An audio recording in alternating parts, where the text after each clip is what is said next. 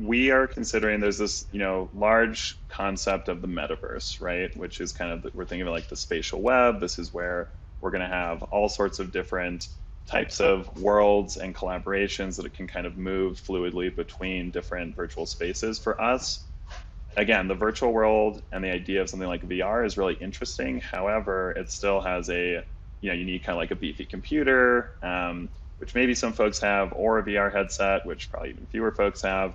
And for us, most people have a phone, and the quality of phones and what they can deliver is getting better and better every year. So we wanted to, I think, first and foremost, create this idea of what we call the Mirrorverse, which is the augmented reality manifestation of the metaverse. So how all of these items that are digital native can actually transcend the virtual space in which they live into our physical reality through the Jadu app. I think one of the first barriers to entry is making technology not scary. And one of the easiest ways to do that is to deliver it for something that everyone has, which is a phone. Right. So that, I think, is first and foremost one of the largest things that is really helpful, and making it something where even now there are a couple apps that are doing this in different ways, but there's not as much emphasis on design. It's usually somewhat hacked together and is a little bit difficult to use. We really want it to be, you should have 3 taps and you've got a cool AR asset that's sitting there in AR that you can interact with. The second part is really tied around accessibility and removing some of the fear around blockchain and all the associated pieces. So we actually have a feature that we're building in. In a nutshell, we're going to be enabling all different NFT collections, whether they're 2D or 3D, to step into our Mirrorverse and have utility. So one example of that might be, there's a collection of 3D characters called Meebits. And right now, when you purchase them, whatever the cost is at the moment, you kind of get it. It's a cool asset. If you don't have developer skills, you're probably not going to be doing any sort of animation or putting it into worlds. We're kind of taking on that burden ourselves and saying, look, we've created an automated pipeline that lets all of these 3D characters work with a avatar control system. So all you have to do is connect your wallet, pull those assets in, and now you can play with them. And what's been interesting to see is for a lot of these collections and collectors, they love this. They're like, look, we don't necessarily want to build a whole AR app, have to maintain that, learn how best to use augmented reality.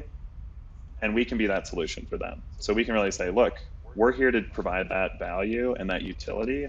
And on top of that, we're starting to build things that really expand what's possible and work across a bunch of different collections. So one of those that we're actually releasing on Monday, it's a really good time to be talking, is a jetpack. So whether you have an alien collection or a voxel art style collection, whatever character you have, whatever avatar it might be, we're going to gift it with the power of flight if you get this jetpack.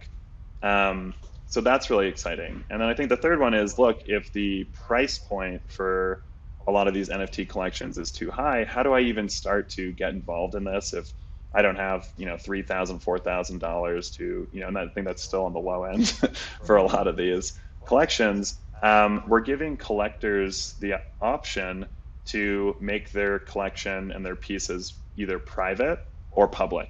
So if you're like, look, I'm building up a character, I want this to be the Kim Kardashian of the metaverse, I want people using it. I want people to be running around creating content, really having my character be kind of like a cameo in these other people's experiences.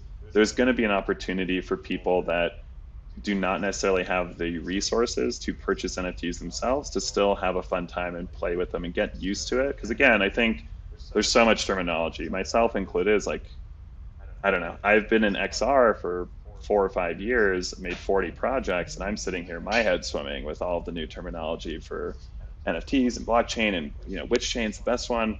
And I think it can be super overwhelming. So the ability fundamentally for us to say, look, if you have collections and you are like, you're deep in the space, you have all this fun new stuff to do. If you've never even uttered the word NFT, you're also able to hop onto the app and play around with some fun characters and start to really understand the culture and communities that are building around them, which is fun.